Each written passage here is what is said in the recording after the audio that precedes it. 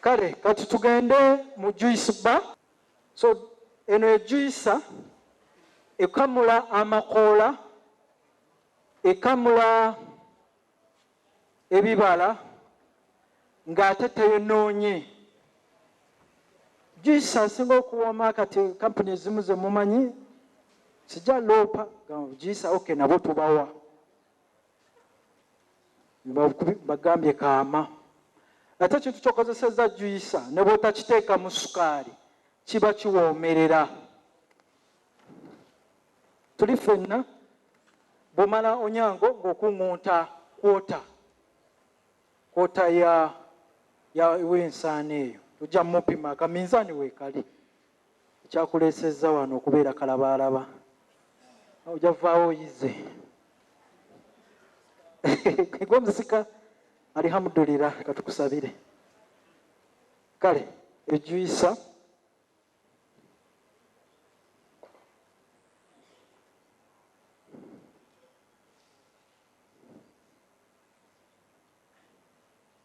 lwaki juisa teyonoona biriisa biri mu kintu kyonna tebyonoona ate nga nyangu nnyo yakupanga. Kino kyekinyiga kyekyetoloola eno fiber si kyuma, kiri kyuma kitalaga kigendamu amazzi kimenyeka kirina ebizibu bingi naye eno juisa yo tekikola kubanga fiber ate ali food grade asobola okuliibwa. So this is the cold pressing part kyekyetoloola nga kinyiga. Buno bwe mulaba bu grooves, this work like your teeth. Kino kolanga amannyo go nti omuntu alidde omuyembe asinga oyo anywedde juice w'omuyembe ng'akozesezza blender. Kuba blender eyonoona kyova by'omala okunyiga ebintu byesengejja, amazzi ne gadda wansi, juice n'adda waggulu. Kati buli kaseera obeera onyeenya omugezigezi bw'akugambira nti funayo binder tubigatte ate tuteekamu additives ate teziri nakyo. Kati ebyo byonna okubiwona kukola kino. Osobola okamula ne stevia ng'okozesa kino n'okola ka juice ka stevia ak'amazzi. Osobola okamula omululuuza bw'ogenda India. If you go to India, they no longer use these traditional extracts zino ze tufumba obufumbi. Bw'oba oli mulwadde omululuuza bagukamulira awo n'onywa ekikwi ogenda ofuluma bwoti ng'osambagala. Kati kwatira omuzindaalo guno kati gipange. Kati eno ekamula amakoola ne tukola juice bar. Kati guno gwe mutima ofumitamu bwoti ekinyiga. Mukiraba? Buli omu wali alaba? Leero temukomplainize lulimu amalaka ekitebungula. Tulaba tugezezzaako bannaaye. Kano ke kasengejja kaayo katonotono ka kikenkufu. Si bwe buli obwammwe buliwo yeke nga kana akoonyangu. Sengejja okusengejja biki? Fiber oyo gw'oli mu kusuula omwetaaga kuba bw'ogenda emmanju okuba nduulu. You need that fiber. It helps on constipation. Kati ebyo byonna ebisigaza eno ebiguwaguwa nga bw'olya omuyembe n'ogaayiramu n'ebiki n'ebiguwa. Kati kano ke kasiiru. Kino kyekisembayo kyekisaanikira. Temufaayo bambayigiriza enkozesa yaayo. Kati n'oteeka kuno.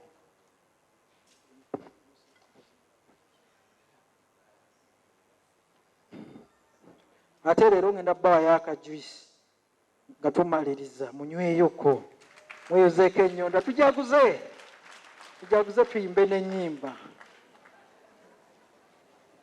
Sundown eyokuna bwekyo ngenda kufunayo omuntu tusooke tukamula emboga kubanga bw'okamula emboga alina alusaazi oba ofunye eki eddagala. Gumulwadde w'omutima okamula biwata amatooke ago ddagala mulimu potassium mugenda ne mumira empeke za potassium. Naye omuzungu tababuulira nti yakamudde ebiwata by'amatooke. kati tugenda kufunayo omuzira kisa asooka tusalirayo ku meloni n'emboga soka embikube nga sinabakuba ngano batwaga ate kati witugula tumuyina osooka kamula spinach ayamba okoza obuyinjayinja mu nsigo. You can extract spinach, very many different plants and leaves. Fene kabalete emboga n'ennaanasi tutandikira ku kyemumanyi. Njafunayo era abantu batono basampolinge ku kajuice ako. Eno mashini nungi ekola sente, ekola lita 6 olunaku. Ate nga toteekamu sukaali, ate nga n'ebyokoze biwangaala wiiki emu nga tonabateekamu preservative. Fune n'ensaniya kati abo nga weba wakisi waffe asaanuuse kati ate katuddeyo wa nga bano we basala leero kasavu kanyama tewali kwonona budde wakisi amazosaanuuka. The good thing, these things are practical. Now we are going to make the charcoal lighters. That now our wax has melted. Lamulandaga tufunire ya abakyala babiri oba omuntu omo agira asala hajati noliyati akyekwaatiddemu ate n'ekyuma kye nakireese agenda atandika ebbaala ya juice kuddiza guba mwoyo atuwagidde ebbanga lyonna nze bwompa embuzi nkuwa nte tiba bityo bwe bifaanana nenkuwa embuzi yange ate gwe nompa obunyenyenkule. Tubiraba omuntu n'omuwa ekirabo ku mbaga ye n'akuwa ebikwanso ku mbaga yo. Omaze okusengejja powder pima grams 2.5. Obwo obuntu nga buba buwewuka pumira ddala. These things are light, the powder agenda kulwawo nnyo ono katugeragaranye bugeregaranye tuli okay okutaasa obudde iwamu powder awerawo buno obuntu buba buwewuka buno grams 10 yongeramu abantu tebalina budde balina okulaba wano amatooke wano nga bagasabika. N'ennyama ya ffene twagireese abaagala okulya ku nnyama ya ffene mugende ku mudaala gwaffe wali ku nnyama ya ffene oddeyo waka n'ekipya naye gwe ku mwaka nomwaka ova misomo oddayo na ntuumu ya notes. Bali mu kusala nnaanaasi ne watermeloni ne cabbage. Mugenda mutandikawo business eno. The investment for this machine is 1 million. I've used it for the last 7 years. Myaka 7 te breaking anga down. Buno obukuta bw'embaawo katugerageranye kwotayo obukuta bw'embaawo ssebo kabukungunte wano naye mulina okuba abangu omwangu yatta enswa.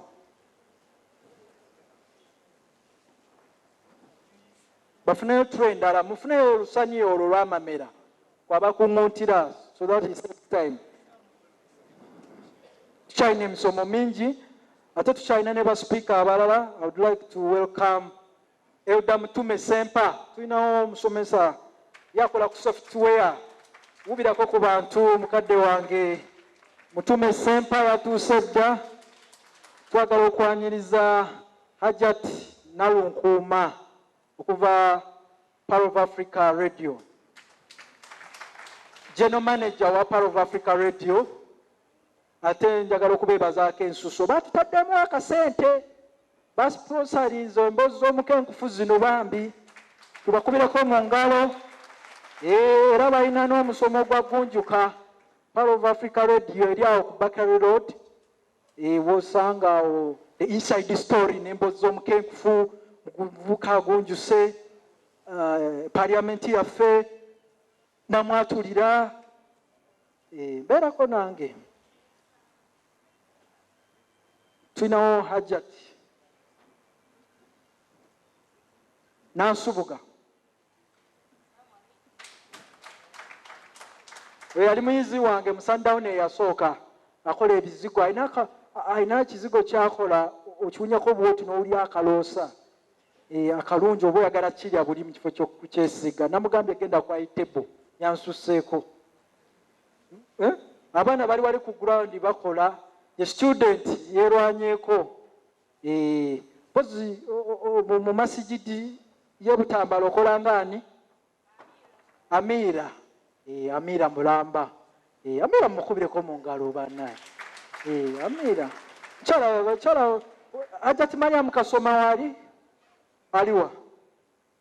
Mumukubireko ne mu ngalo Ajati Mariam Kasoma. Yawangula ekyuma ekikamula butto, akamula Habat Sauda. Alina n'omudaala wali wabweru. Okuddiza gumu wa mwoyo bumpe embuzi nkuwa nti. She was our first client. Naye munnaye yajja wano bw'ati omukisa gw'eriziki. Kati naye manufacturer. So the most important thing is empowering others. Okuyimusa abalala kye kisinga okuba ekikulu. N'abalala bangi. So I'm very happy nti muzze wano. Feel free. Enjoy the day. Kano ke kawansi juice waita. Wano. Mulaba. Screen doza kiri tayari. Mpaayo olusanye ebikeke kwe bigenda okwa. Bifaibe ebitonotono.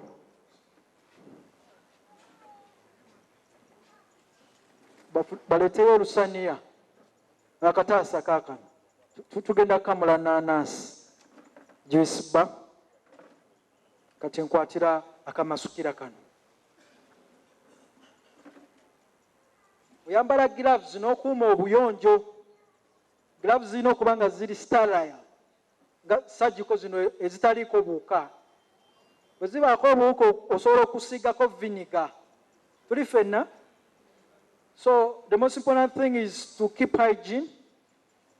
You need sterilized gloves. If you don't have them, you can use vinegar to sterilize. What we are trying to make is juice, cold pressed juice. And this machine is called a juice extractor, which helps us to start up like a small company known as a juice bar, a bar ya juice. Kati enanasi oteeka muno. Tuli ffenna oba wagisazasaza dda. Nyina bba ka juice bannamukisa. Ani abadde asinga okuwakana? Who wasn't believing it gwe mba nsookerako? Abamu mwaze kusunga. Oteekako wano. Kati kino kye kisindika. N'osindika. Mumulaba wayiika.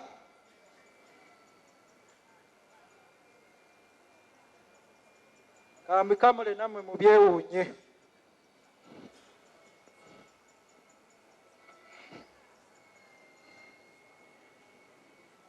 Juice ayiika buyisi. N'abanga bali abakozesa kumbucha.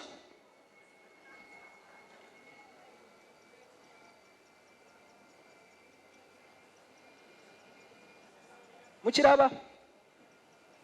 Speed ate yange entono nnyo.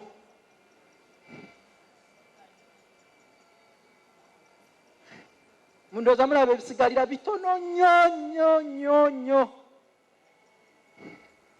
Ebyo bye birimu obutitiriri obutayamba. Kati eno gye bayita juice bar machine. Nti mu lunaku olumu okola lita 6. Oba wabisazeesaze dda mu bupiisi. Kana akakuma kagulire mutabani wo. Atunda juice ku mikolo amukamulirawo ng'abantu balaba. Oli akiraba ennaanasi agisaze. He has prepared it fresh, no additives, no chemicals, no concentrates. Enyiga bunyizi nesinga ka blender singa kaleekaana. Akesiba. Bifiber bino katugeze ng'onyize coconut. You can make coconut milk with this. Okusokola amata g'enazi. Ekyomunda kiri ekyeru. Okiteeka muno n'ekinyiga n'ofuna amata abaana ne banyirira. Almond milk. This is the machine. Kati bwe wagakola amata g'embuzi bino ebisigalira bino. Abalima amamera obinnyika mu dryer ne bikala. Bwe bimala okukala n'obiteeka mu mata g'embuzi then n'obikubamu ensaano ng'omaze okukola amata g'obuwunga n'agente bwe gati simple one machine naye ng'eri versatile naye mulabe ka juice kakwafu kakoze n'oluta wali okozeeko juice bweti n'akola oluta kungulu So this is the future of Africa, small cottage industries. Obuntu bwaka no bate wasoma. You can make this kateno half liter evude mu bupisi buna butano mukaaga. Kamba weko munyweko banatera bu disposable. Kati kamba kubira emboga. Batuvumanga mboga gwe katubalageko naffe. So this is the juice we have made. Cold press, the fiber is there, all nutrients are there, and you can use the same machine to make coconut milk, almond milk. It's a matter of cutting them into pieces, and you put in the machine. Kati, let us first disassemble to jemu inanase. So, eno ye brush yako, oyoza bulungi nnyo. Bw'oba oyagala cocktail, omixing ennaanasi n'emboga n'obinyiga lumu mu kyenkanyi. Oba sowaani tuli ffenna kyekyo. Sijja kwoza kasita mu kitwale nti nkoze cocktail. I want to clean it because you can mix two different fruits and you make a cocktail. But now I'm going to extract cabbage juice. You can even make sour soap with kitaferi. Mwina ebiti bya kitaferi emigaso giri mu bikoola.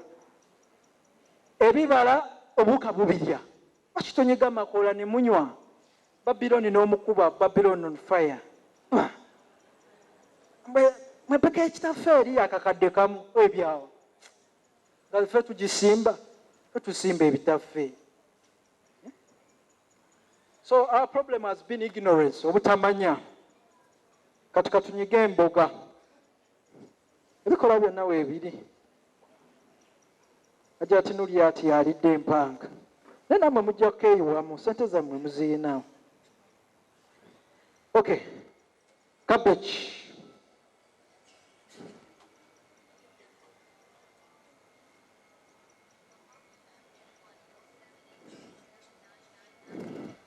Kwatira ku kamasikira.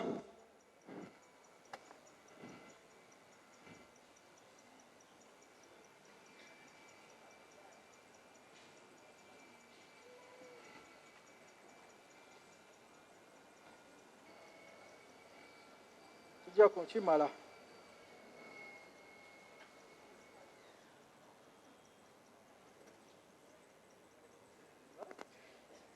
Awo nga mukolamu ka cheers.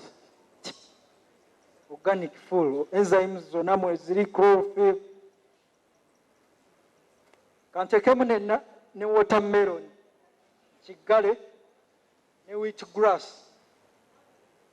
Kati osobola okuba what it means to have a juice bar. Okuba ne juice ow'enjawulo. Okuva mu bikoola, mu bibala, miyembe, naanasi, fene, entuntunu, koma mawanga, konna kabinyiga. So this is opening up our thinking. So even if you're aspiring to become a traditional dispenser or a naturopathic doctor, mwagala kujanjaba abantu, osokozesa ebibala bino. Cancer, bino ebibala. Funa carrot. Funa ennimu bagikuba bulungi nnyo. Tuli ffenna. Omuntu ajja n'omutabulira ebikanga 10 n'omwana akola ki? Anywa. Kati bw'aba ayagala omuteramu oiro bwakakomera, oiro bw'omudalasini kisubi, nayongera amaanyi g'eddagala. Juices ziba ne vitamins. So waliwo kye bayita juice therapy. N'oba oyagala kusala weight onywa bino. N'oba oyagala kunyirira lususu. Weddings. Kukwata contact olina nti njagala mucungwa n'ogukubirawo nanywa 15 glass. What? Sente zina abalema bulemu. Naye nze mbawadde waaka. Yeah, indeed. This is the future. Bannaffe abali mu same line of business, you can try this and you treat people.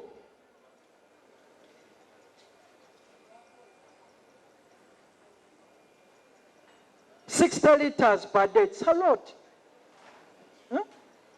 Ate bwina natural flavor, natural sugars. Oh my God. Mukekufuwa vaawa. Ennyanya, abasajja balina prostate. You make tomato juice. Abagala okamula ekiddo abalimi. Ekiddo ekifuuyira ebimera olowooza nkikola ntya? Kambaleke ebuloba.